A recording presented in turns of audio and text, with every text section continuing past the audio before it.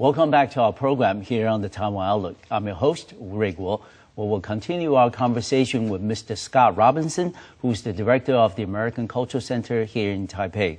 Scott, we have mentioned the fact that as a diplomat, you're being assigned and stationed in different countries prior to coming to Taiwan. For example, in India and also in mainland China. I know it's difficult and it's probably impossible to draw, experiences from those places compared with Taiwan. But to the best of your memory and your, experience, how would you, compare those experiences that you had working for American Cultural Center, in these different countries? Well, Dr. Wu, you're right. It is hard to compare Yes, two yes. places. I mean, when you consider the histories and geographies and Precisely, yes. political systems of every place, it's always a challenge. But Yes.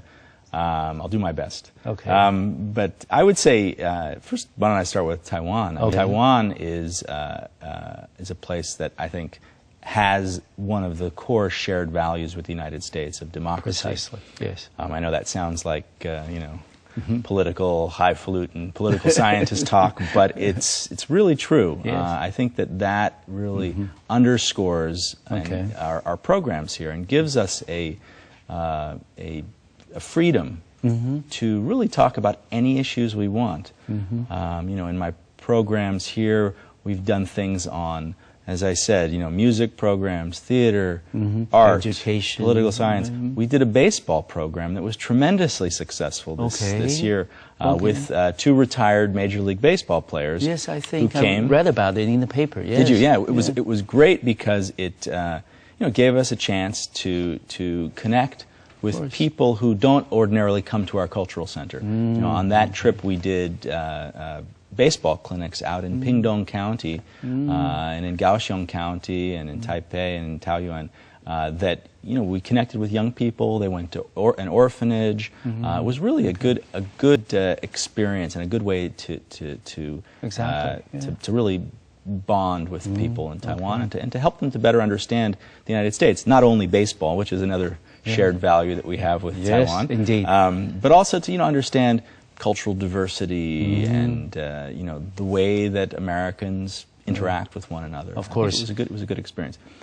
So in Taiwan, it's been an incredibly open experience, and it's been very easy to connect in that way. And to be honest, everywhere I've worked, we have found ways to make programs work. In India and China, my sole responsibility wasn't in the cultural realm. So I was doing different types of work in those places. So I had different types of interactions with people. Yes. While I was in India, I was there during a time when the economy was really taking off. It was in the early 2000s, and India was becoming a place where a lot of American companies were opening offices. So I really got to see that firsthand. Similarly, in China, I was there right before the Olympics. So many of my activities there were sort of tied to the Olympics. And just to be there to witness the economic changes that were going on was something that I just really won't forget. I suppose in your line of work, then sometimes you may need to travel to neighboring countries,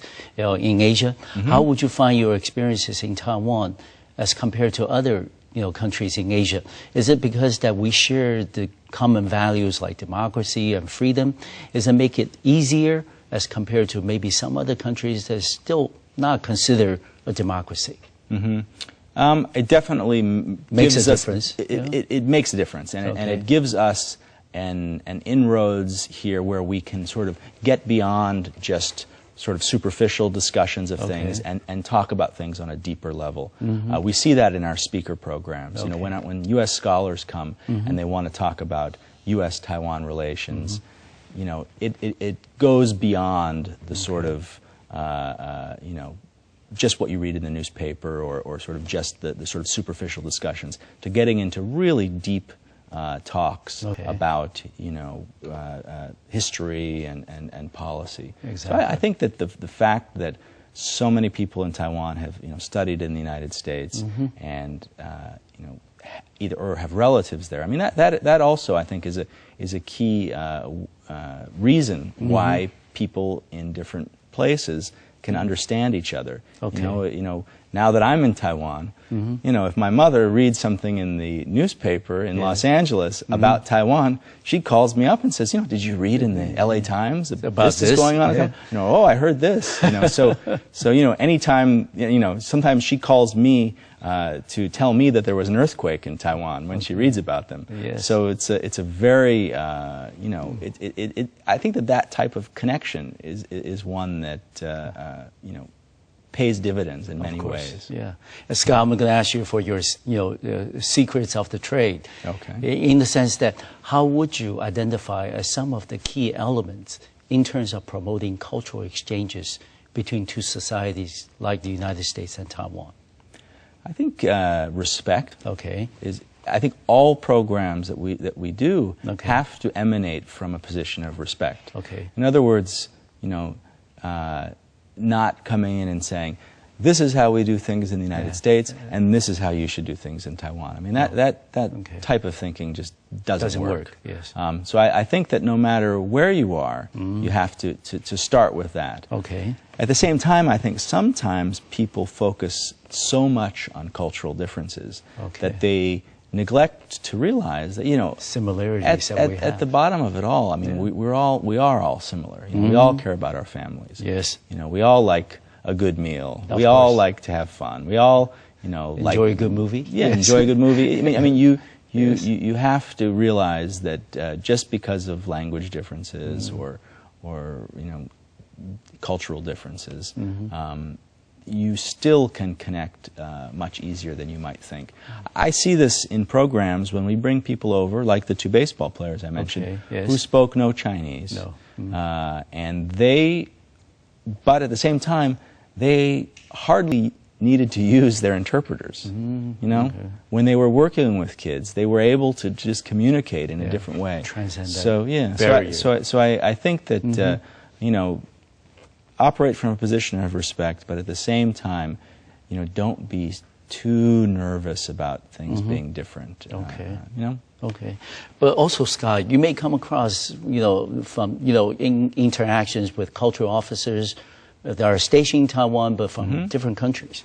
How would you compare your experiences with theirs, or do you find things that they're experiencing that are different from yours? Does it happen often?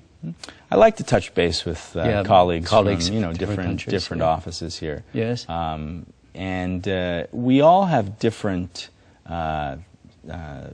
bureaucratic systems. Yes. You know, so you know, the way that one country handles the cultural realm is oftentimes quite different. Okay. You know, in the State Department's case, with AIT, yes. You know, we are part of AIT. Yes. So we, you know, the cultural realm is not really separated out as it is in other countries. Okay. You know, our cultural programs are all done under AIT's umbrella. Okay. So that is one difference. You know, I'm a career Foreign Service officer, so I will work and do different types of work depending on where I am. Your assignment, yes. Yeah. So that's one difference. You know, in the old days, you know, the United States had a separate agency that handled public diplomacy called the U.S. Information Agency. Yes. That organization, you know, doesn't exist anymore because, and I think, you know, that's because to us our cultural work is, you know, is so important that it needs to be in line with our policies, with our overall foreign policy. Exactly. So that's one difference. But there are a lot of different countries represented in Taiwan, and I see, you know, my colleagues out at events, and sometimes we find ways to collaborate on an event. You know, particularly on like a museum biennial. You know, I will hope to see American artists at that taking part, and I'll do what I can to support them, and I'm sure my colleagues from other places will do the same. Yes, and also the fact is, you know, we have a fairly open society here in Taiwan.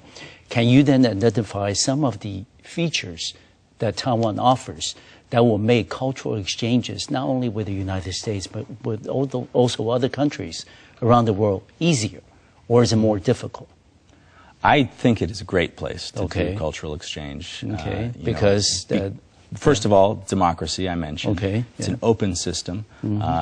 Secondly, you have media here, which is a need to get people interested and excited. Yeah. I also think people here work hard, and that is sort of maybe an unseen part of cultural programs, because they look fun. You know, you have a dance group or something like that, or an art exhibit, and the end result is fun and exciting, but there's a lot of hard work that goes into it. So I think in that way, people in Taiwan are perfect for this type of work. Also, Taiwan's culture and Taiwan's arts culture and arts scene is incredibly sophisticated. Yeah, very diverse as well. I mean, I tell you, I go to a lot of museums and a lot of art galleries and theater performances, and I'm never bored in Taiwan. Yes. And I mean, not only Taipei. There are a lot of places outside of Taipei as well. Yes. And finally, for this section, Scott, do you think that Taiwan, Taiwanese people, in general, really embrace or welcome the injection of foreign culture, or does people are a little more reserved when they are confronted with things they don't understand or the language they're not familiar with? What is your perception on this? I think people are open to it without a doubt. That's good. I mean, and that's partially evidenced by the fact that all of our programs here seem to go well. People are interested. People attend. Done a good job. Yes. Well, and I'm not saying it's not me. It's Taiwan. I think that people are open to them. People are, I think, reserved maybe on the surface of I like that about people here. Is that initially people will listen, and people are very good listeners before they really give their opinion. Yes. But I think they're incredibly open. And if you look at Taiwan historically, along with the democracy, an openness to influences from different places. The Dutch culture, the Japanese. Yes. It's evidenced, I think, in the people's thinking. Exactly. All right, we're going to take another short break on our program. When we come back, we will continue our conversation with Mr. Scott Robinson here in Taiwan. I'll see you in just a few minutes.